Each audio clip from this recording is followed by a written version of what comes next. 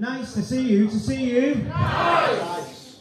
If you'd been in the reception in Strangeways prison that day, you'd have seen the officer writing down those details yourself.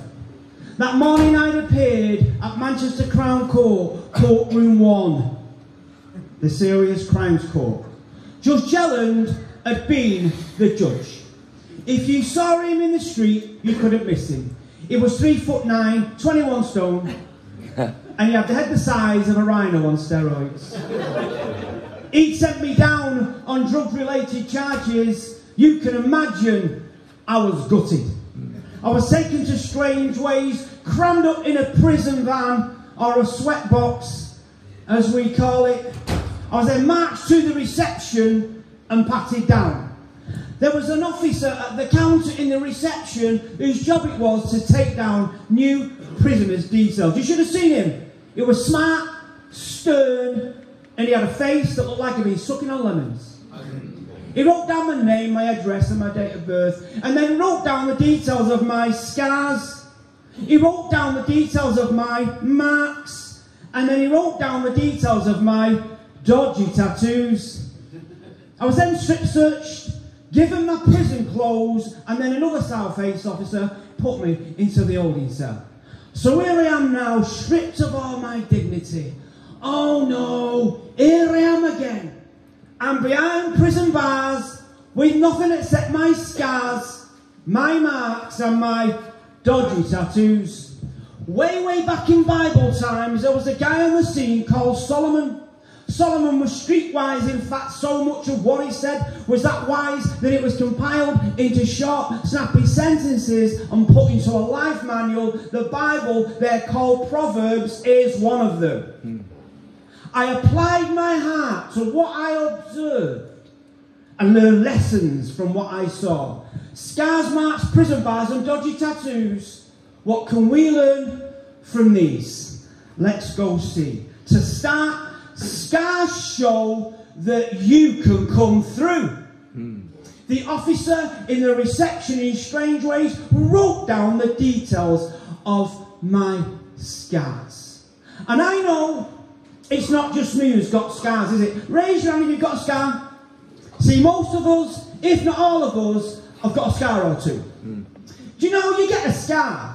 As soon as your skin gets cut, your body starts to produce more of a protein called collagen.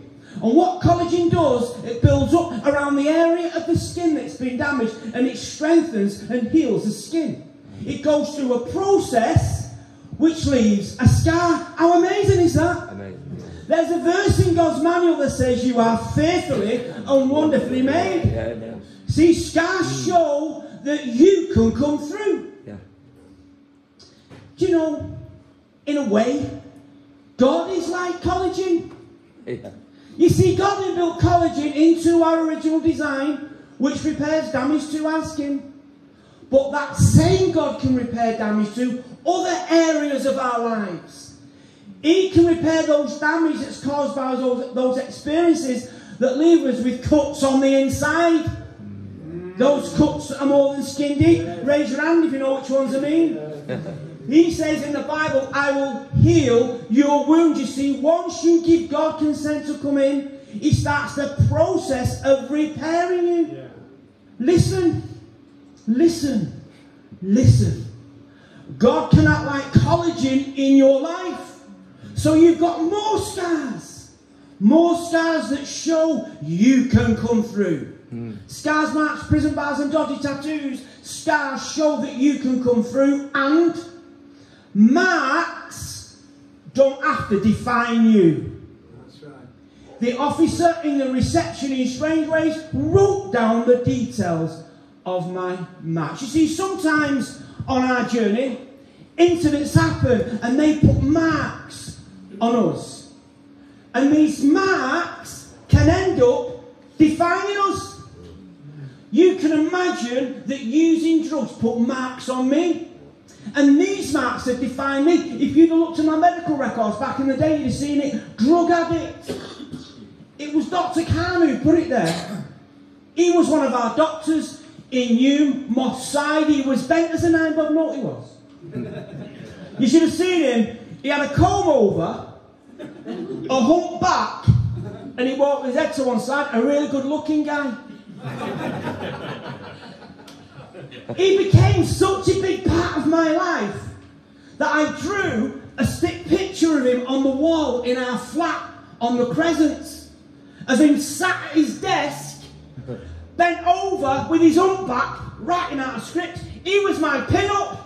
I started off smoking a bit of weed and taking a bit of amphetamine, and now I've got a picture on the wall of my doctor writing out a prescription, as if it was my favourite DJ.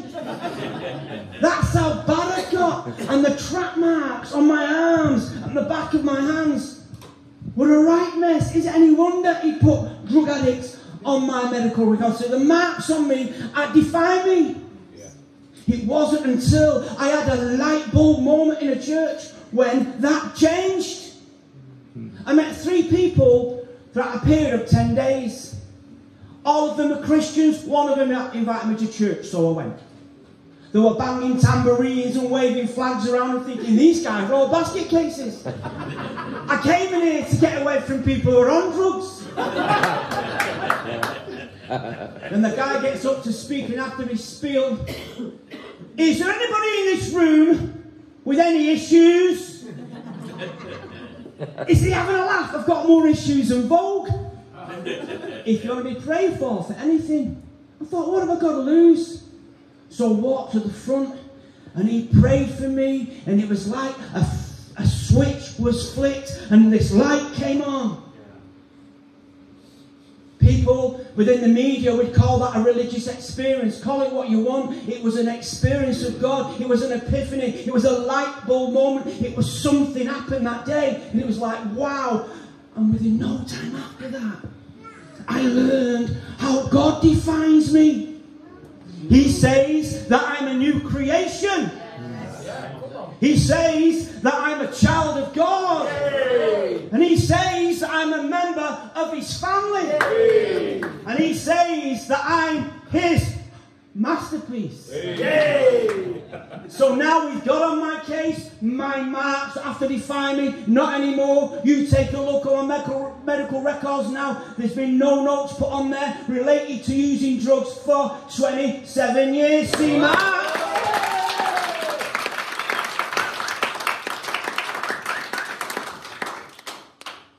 Don't have to define you. Have you got marks on you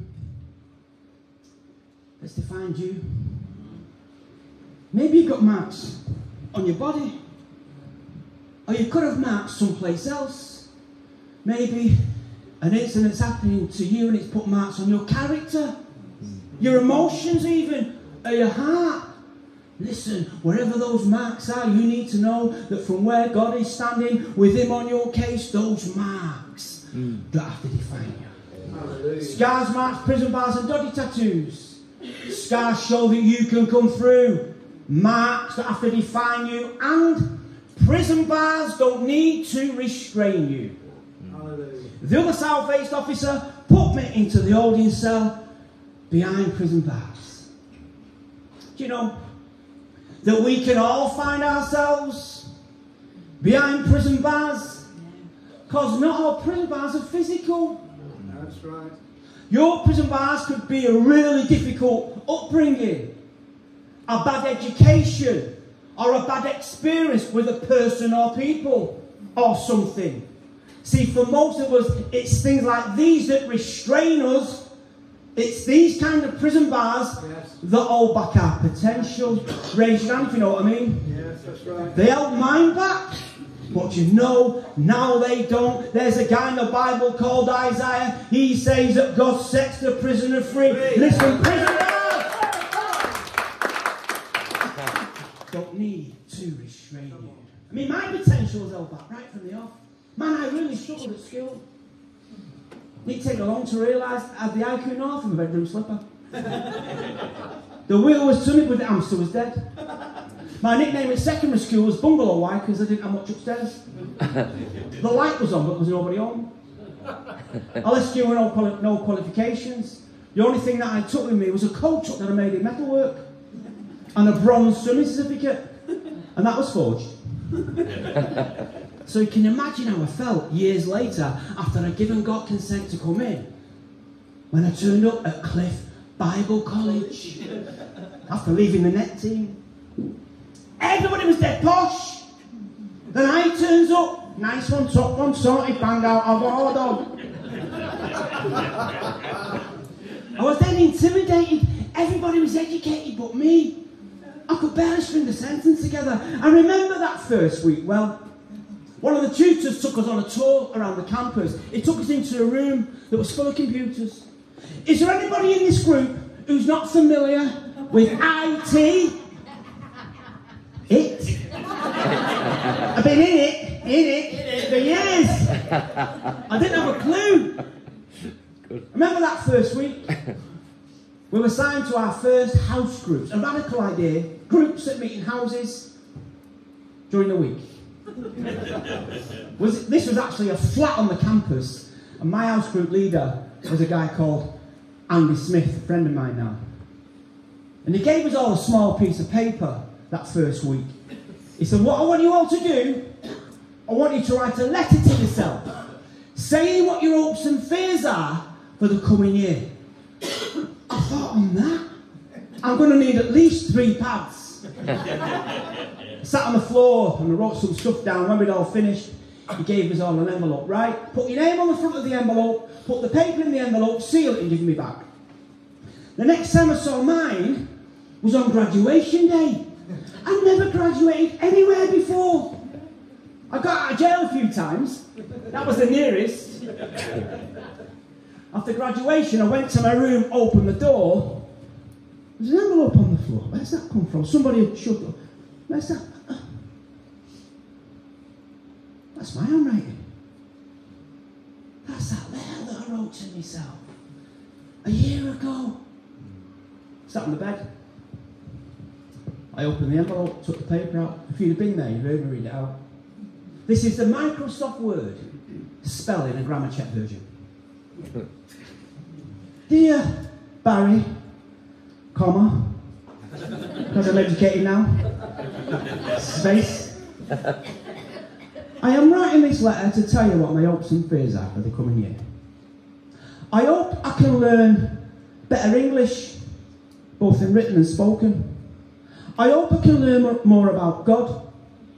I hope they accept me onto the 2nd year course. My fear is academic work. My fear is I may not have enough knowledge. This is only a small piece of paper. Barry. Do you know, I got a little bit emotional as I was reading it out.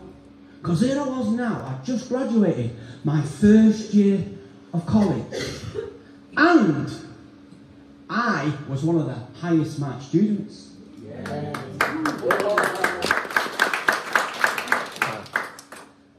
And I've just been awarded a prize for the best New Testament student. Yeah. And I've done my English GCSE and passed. And they moved me from the 1-year foundation course to the 3-year degree course. Wow. And to top them off, I learned all about it, innit? You see, I gave God consent to come in and he released that potential out of me. Listen, prison bars don't need to restrain you. Think about those prison bars that held you back. Whatever they may be for you, God can liberate you. He can release that potential out of you. Listen, prison bars don't need to restrain you. Scars, marks, prison bars and dodgy tattoos. Scars show that you can come through. Marks have to define you. Prison bars don't need to restrain you. And dodgy tattoos can be removed. The officer in the reception in strange ways wrote down the details of my dodgy tattoos. Have you got dodgy tattoos? You're my kind of person. I've seen them all. The Glock gun on the prisoner's arm with the words out of the Bible underneath it. No weapon formed against me shall prosper. I always wanted to know what that verse meant. Made in Eccles. around my schoolmate's belly button. Love and hat. No regrets around the girl's neck. Regrets was spelt wrong. No regrets. See, I've seen all kinds of dodgy tattoos, and like some of you, I've got dodgy tattoos. The officer in the reception, in strange ways, wrote the details down. If you looked at my arms like he did, you'd see my dodgy good luck tattoo that Sass Cooper did in Caddy's head. It didn't work. I kept getting nicked after having it. And then you'd see my dodgy cannabis leaf tattoo that Billy the Hippie did in his makeshift studio in his bedroom upstairs, using his dodgy wobbly tattoo gun. My girlfriend Lisa had the same tattoo on her arm. And she always like, Barry, mine looks like a Christmas tree. And it did. And then you'd see my other dodgy cannabis leaf tattoo that Steve in town did. He was a speed freak. It was off his head when he did it. It took him 39 seconds to do. Didn't have those tattoos out on Saturdays when he was whizzing off his head. These are the ones on my arms that you see. And then there's my other dodgy tattoos, the ones on my hand. The officer in the reception, in strange ways, didn't know anything about these because I didn't do them until I was 6 months into that sentence. And I must admit, confession time, these dodgy tattoos on my hand were a massive, massive mistake. They'd shipped me out from strange ways to Preston. Now I'm in a cell with a guy who was called Peter. He's still called Peter. He had dark hair, brown eyes, and he was an easy guy to do time with. Some of you know, when you're inside, you miss your partners, don't you? Peter, I'm missing my bird. I know what I'm going to do, Pete. I'm going to do a tattoo, because I want her to know that I love her. Baz, I'm missing my bird. Will you do me a tattoo as well? Yeah, of course I will, Pete. So I got a needle and cotton from the mailbag shop. I got some water-based paint from Jack the Lifer on the wing. And I did that. Tattoos, they were proper dodgy. If you'd have been in our cell that night when they did it, you'd have seen me. I did his girlfriend's name across the top of his arm. Nikki. The letters were different sizes. And it wasn't straight. It didn't look right. But I convinced him it did. Oh man, she's going to be well chuffed when she sees that. You think so, Baz? Oh yeah. And then I did some asterisks on my hand. And the name Lisa on my finger. I love you, Lisa. I'm missing you. I didn't know then, though, that I was going to end up marrying a girl called Tina. That's when I knew that my dodgy tattoos on my hand were a massive, massive mistake. So I thought, I'm going to get them removed. I googled it. Tattoo removers, Greater Manchester. They were all over the place. Interesting names too. Laser rays. Holier than thou. Clean start. I clicked on laser rays. Oh, that's not too far away. I'll go there. They use laser treatment, like most of them do, to remove dodgy tattoos. It's an interesting process. You sit in a chair with your dark glasses on. You put your arm in an armrest. The guy doing the treatment sits in his chair with his dark glasses on. He takes hold of a laser pen that's attached to the machine. He's got a pedal on the floor that's attached to the same machine, and he presses that pedal and holds the pen to your skin. And as he presses that pedal, it fires laser rays into your skin. And as those rays penetrate your skin, they disturb the ink, and eventually your skin gets clean. Look, no more ink. See, dodgy tattoos can be removed. Yeah. Some of you, like me, have got dodgy tattoos on your skin. But you know, in a way, we've all got dodgy tattoos. So you might not have tattoos on your skin, but I do know that we've all made mistakes. Titus in the Bible says that we've all made many mistakes. Raise your hand if you're perfect. See, nobody is holier than thou. That's why God came 2,000 years ago, 2,000 miles away. God who flung the stars into space. God who spoke the universe into being. He put skin on. He became a man. His name is Jesus. And he came to this earth and he was tempted just like you. But he resisted temptation. And at the age of 33, he allowed himself to be nailed to a cross. And when you give him consent to come in, do you know what he does? He erases away your past faults. He erases away your past flaws. He erases away your past failures, because God is the great laser eraser. He removes the ink, he removes the mistakes, and he gives us a clean start.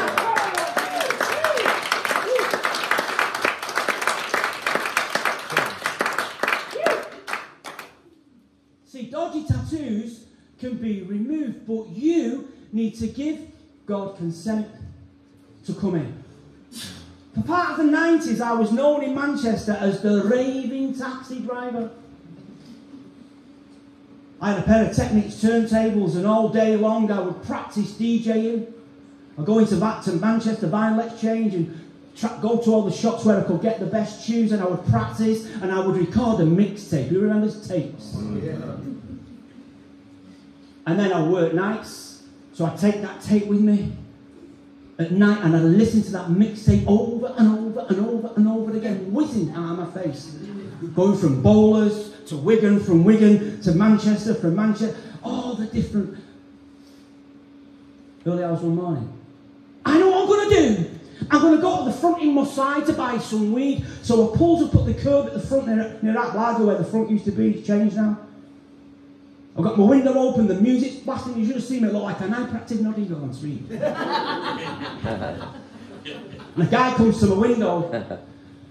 Mate, have you got any weed? And he looked around, put his hand in his pocket, and he pulled out a big knife, stuck it through the window. Take me to volley range! I thought, what do I do? Do I grab the knife or do I let him in? I thought, don't fancy seeing it in the Manchester Evening News tomorrow. Raving taxi driver stabbed to death at the front. Sack it, I'll let him in. I took him to the range. God will never do that to you. He will never force his way in. He'll only come in if you give him consent. Yeah, come on. And right now, he's waiting with his laser gun. He's waiting to remove your ring. He's waiting to remove your mistakes. He's waiting to give you a clean start. But you need to give him consent to come in. So I'm going to wrap this up now by taking us back to that afternoon when I was in Strange Ways in the reception. The officer wrote my details down, the South-Based officer, the other South-Based officer put me into the holding cell. Oh no, here I am again. Scars, marks, prison bars and dodgy tattoos. Tonight we're taking a leaf out of Solomon the Wise Man's book to see what we can learn from these. Please stand. No going outside for a smoke just yet. Brian. Listen up. Listen up. Listen up. Serious now. Right now, God is stood outside your life. He's waiting for you to give him consent to come in. And I'm going to say this. I'm going to pray a prayer in a moment.